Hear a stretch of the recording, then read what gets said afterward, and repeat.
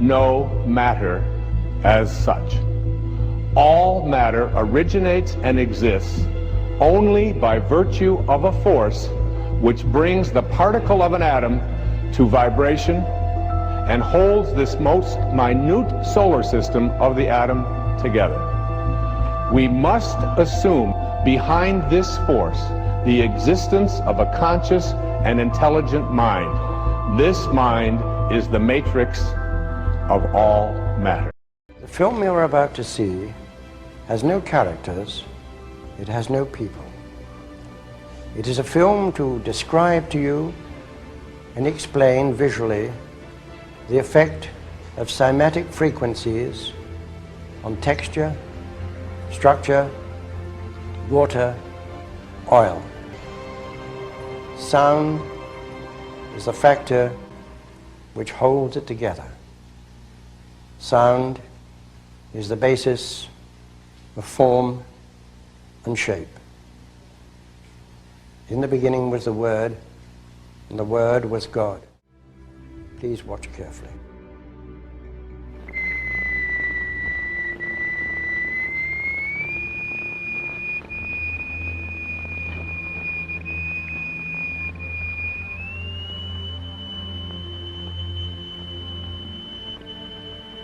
We can also use different shapes of plate. Here we have a triangular plate with a crystal attached to its underside and produce a sonorous figure. We change to a higher note and see a rather more complicated figure.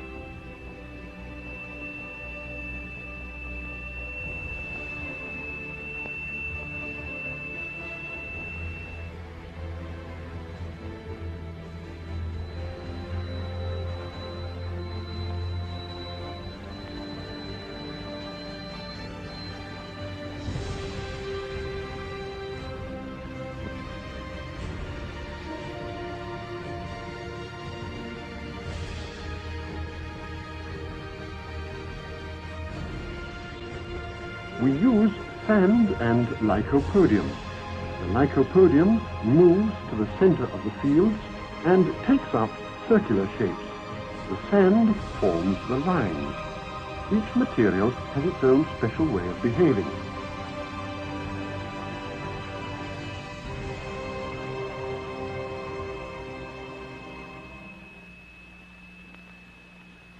Lycopodium alone, a sonorous figure, transition to a mobile flowing phase,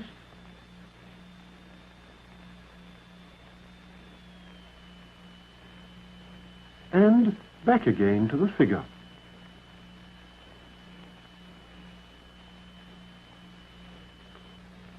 The sonorous figures represent stationary waves, but now we can also observe moving waves. Here the sand is flowing in a current.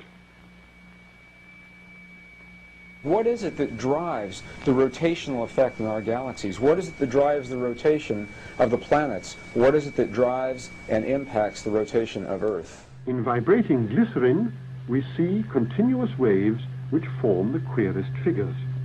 And yet, the extraordinary things we see here are simply and solely the effect of vibration.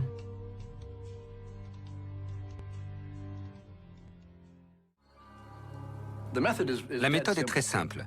On commence par dessiner grossièrement un paysage composé de grands triangles.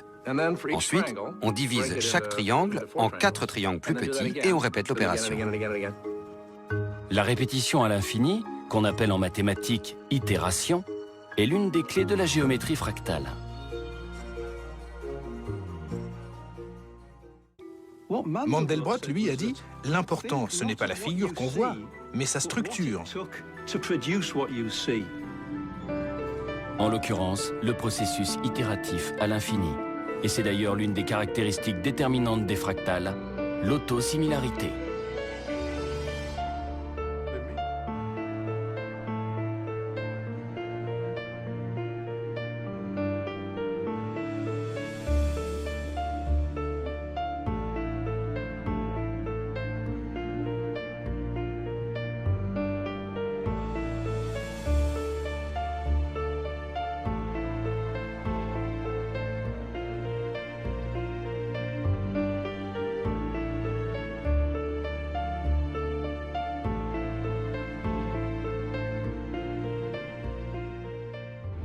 what about the fourth dimension?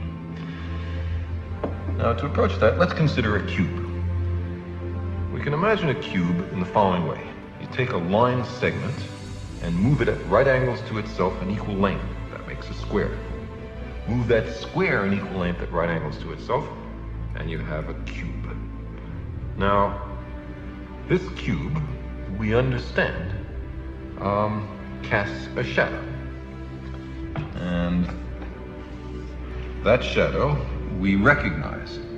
It's, ordinarily drawn in third grade classrooms as two squares with their vertices connected. Now, if we look at the shadow of a three-dimensional object in two dimensions, we see that, in this case, not all the lines appear equal. Not all the angles are right angles. The three-dimensional object has not been perfectly represented in its projection in two dimensions, but that's part of the cost of losing a dimension in the projection. Now, let's take this three-dimensional cube and project it, carry it through a fourth physical dimension. Not that way, not that way, not that way, but at right angles to those three directions. I can't show you what direction that is, but imagine that there is a fourth physical dimension. In that case, we would generate a four-dimensional hypercube, which is also called a tesseract. I cannot show you a tesseract because I and you are trapped in three dimensions. But what I can show you is the shadow in three dimensions of a four-dimensional hypercube or tesseract. This is it. And you can see it's two nested cubes, all the vertices connected by lines. And now the real tesseract in four dimensions would have all the lines of equal length and all the angles right angles. That's not what we see here, but that's the penalty of projection. So you see, while we cannot imagine the world of four dimensions, we can certainly think about it perfectly well.